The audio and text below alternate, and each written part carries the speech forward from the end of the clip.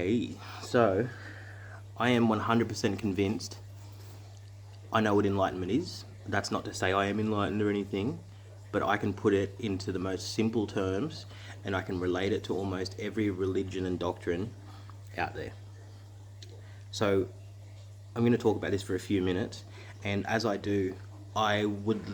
It's more beneficial to you to listen to this with an open mind, because and just try and understand what I'm saying. You know, you can reject it later on in that, but whilst I'm talking, try and understand where I'm coming from.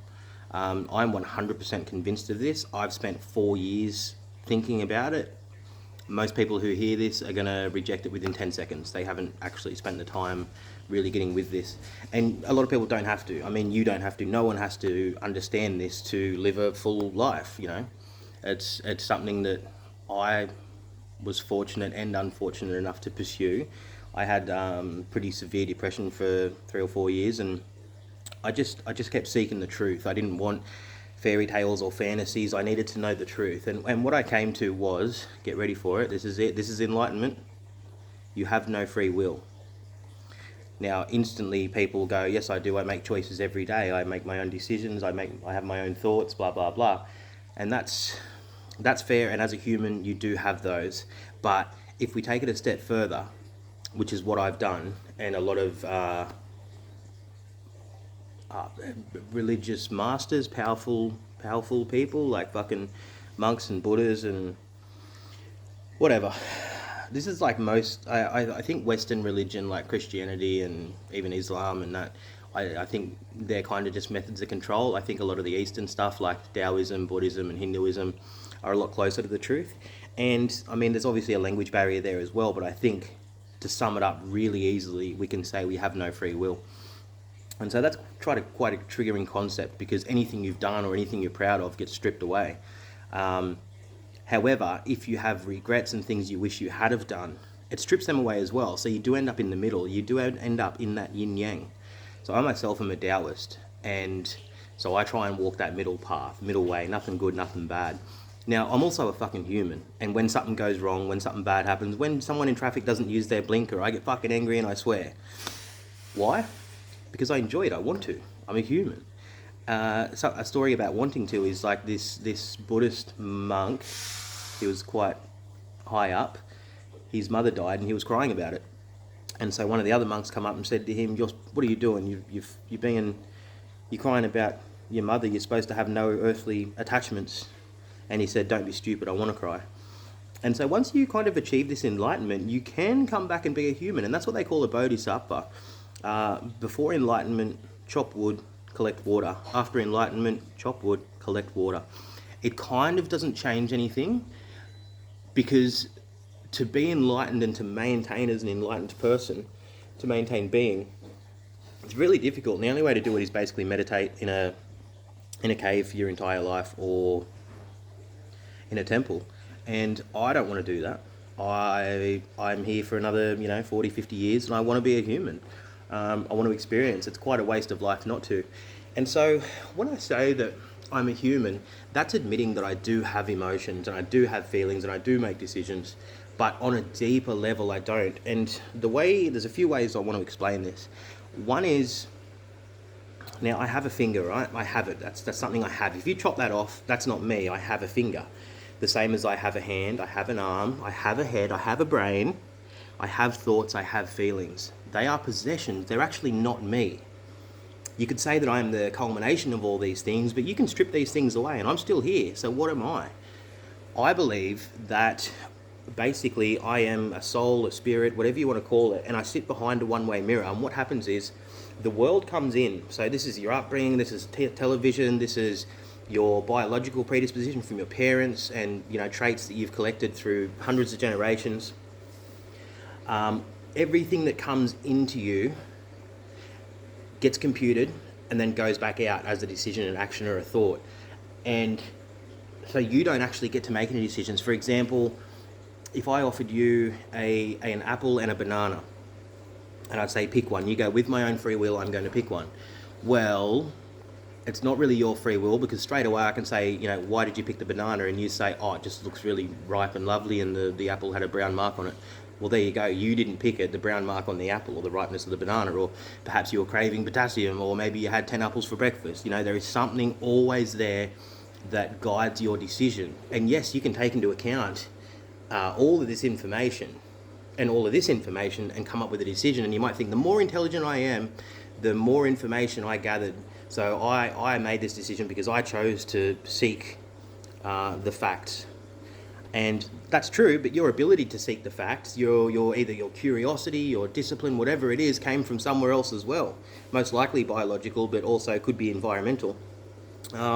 So, you know, in people, when I present this, a lot of people say, yeah, nah, but you still have some free will. You know, I believe what you're saying, but, and I say, well, draw the line. Exactly where is that line?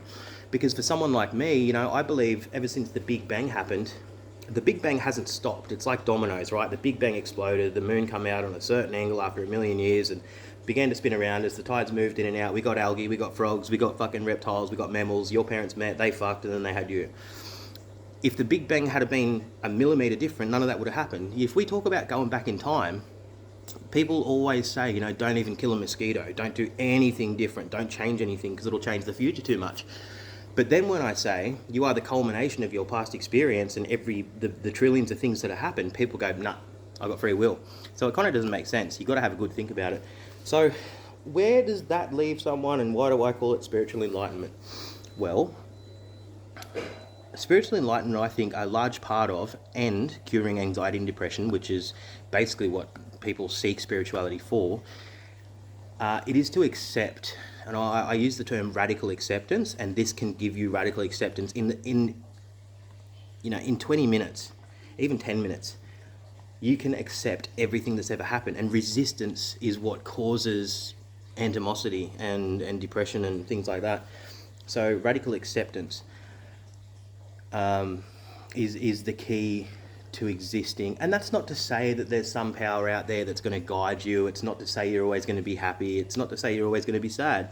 You just kind of sit in the middle. This life, to me, this life is a show now. And it's not, you know, most shows we have a visual, we have sound.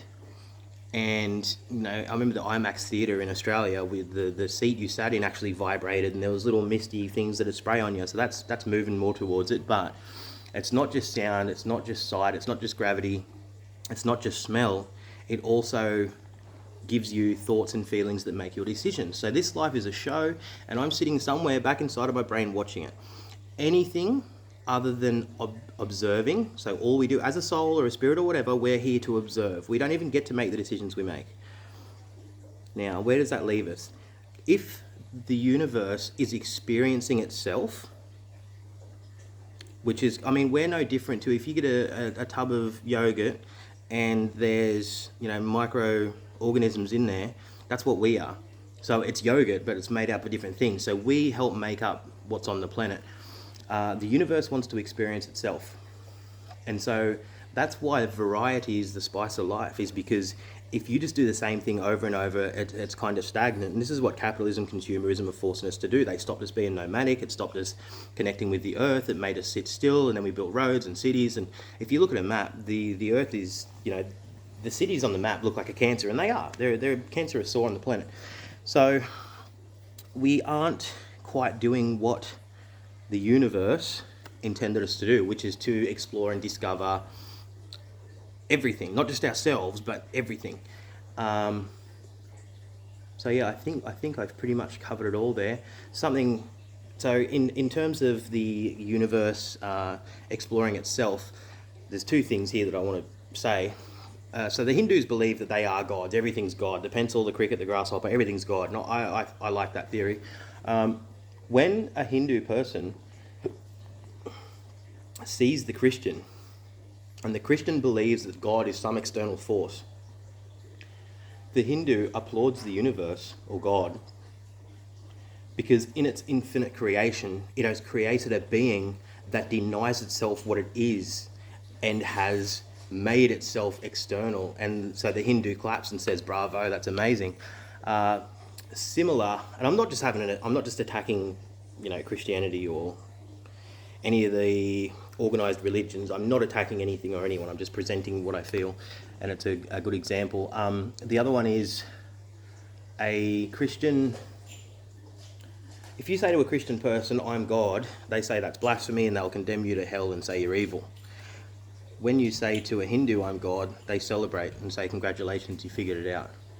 So I don't know if we're all God, but what I do know is, a seed from a plant or a feeling, a thought, the petrol in a car, the atoms that are combusting the fuel, an orgasm, death, a DMT experience, everything, a dog, a cat, everything is the same thing. Still big banging. The dominoes are continually falling over. And you deciding to go on a diet or you deciding to quit cigarettes is a decision that is only made because of the information. So cigarettes are bad for you, that's why you quit. Having a big body mass is bad for you, so you will go on a diet.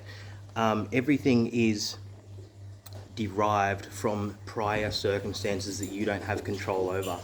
And that's it. Enlightenment is accepting, understanding, and being, maybe, I don't even know about being okay with it.